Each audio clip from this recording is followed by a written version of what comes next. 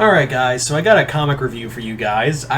There's a in one of the neighboring towns I'm nearby, they have a yearly whole Main Street becomes sci-fi comic convention type thing.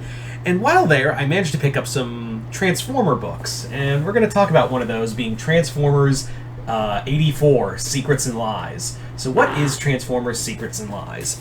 Transformers Secrets and Lies is in the 84 continuity, which is, for those who don't know, that was the Marvel Comics continuity, the Marvel Transformer continuity. Yeah.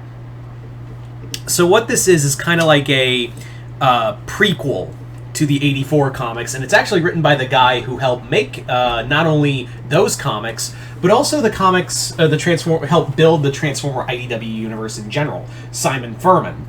So, Simon Furman, for those who don't know, Simon Furman did for the comic book Transformer universe what Chris Claremont did for the X-Men comics. Basically taking a franchise that literally no one really cared about for the longest time, and then forged all this lore and brought in new characters that are fan favorites, and did so much for this universe. Like I said, Simon Furman is basically the Chris Claremont for Transformers. That's the best way I could describe it.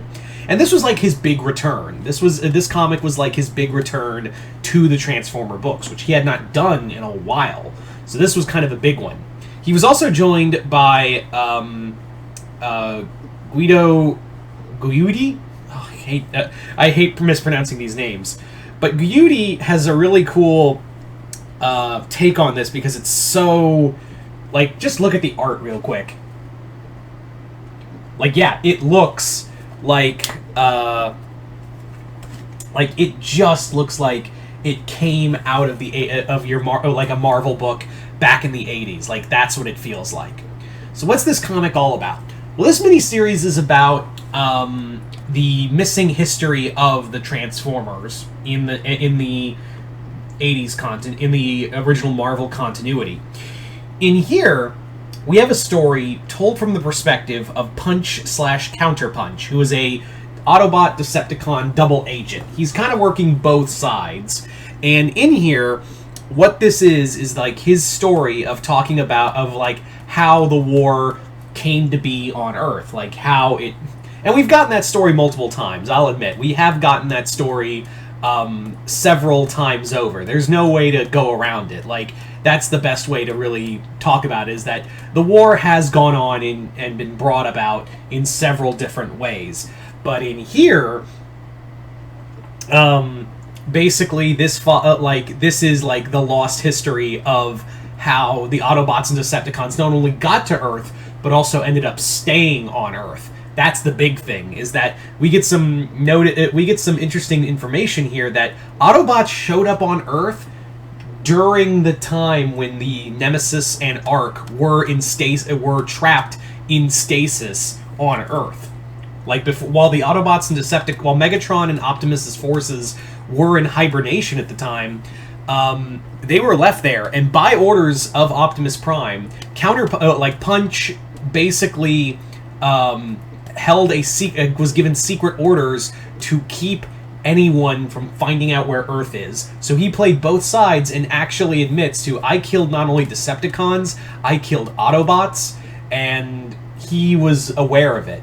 Like, that's the thing, is that we really get into the headset of Punch and Punch, Counterpunch, however you put it, and talk about like his whole dealings at the time. It wasn't like he was just a soldier following orders, and even he admits, I try to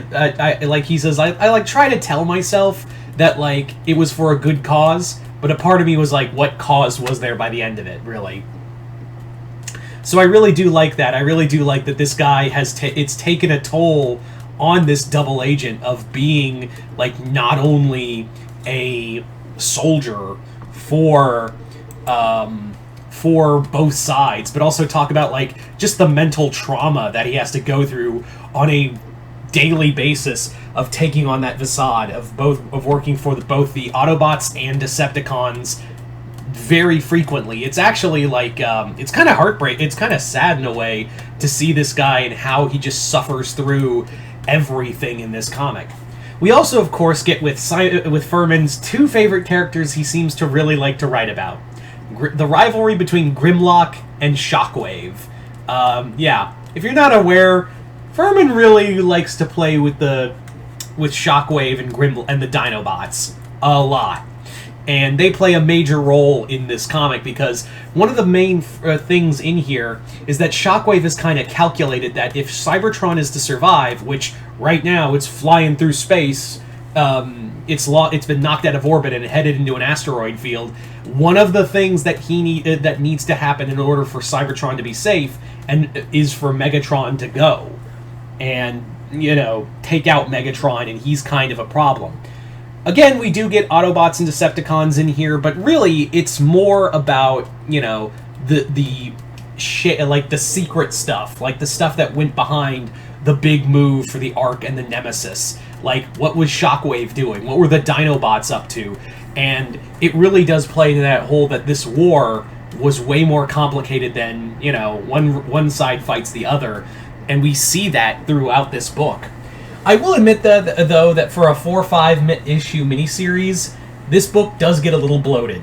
I will not lie, this book does get a little bloated, especially when you bring in Scorponok and the other warlords like Strynax and all of them. I was like, okay, we're doing a lot, and we're halfway through the book, guys. This is a little much. Like, this does feel a little much, and I think.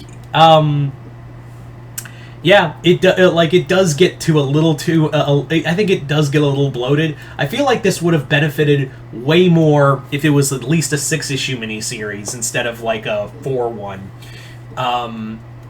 Because Furman really does better on like telling like a bigger story. I feel like condensing it was kind of a problem.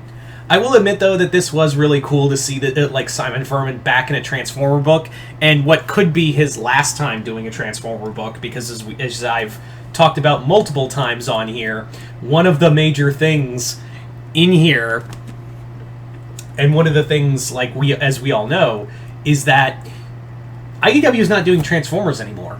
Like, IDW is just, Hasbro has taken away the comic rights from Hasbro. Hasbro took the comic rights away from